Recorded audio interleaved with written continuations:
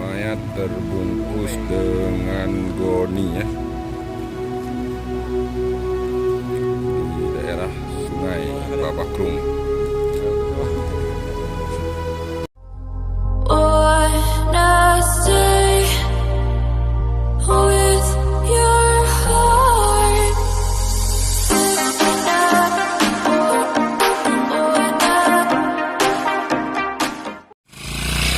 Inilah lokasi jalan menuju tempat di mana mayat ditemukan di daerah kawasan Hingga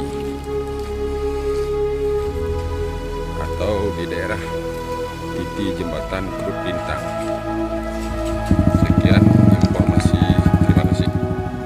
Penemuan mayat yang ditemukan oleh warga di desa Jengki, kawasan Peurlak Timur, berbatasan dengan desa Babah Krueng.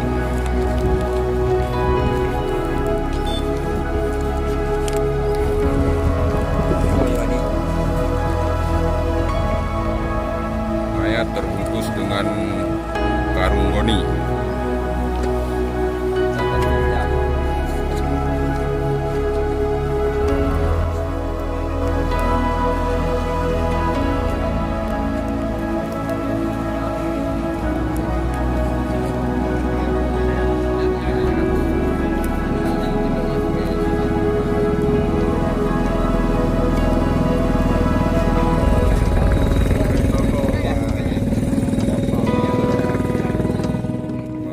Terbungkus dengan goni ya,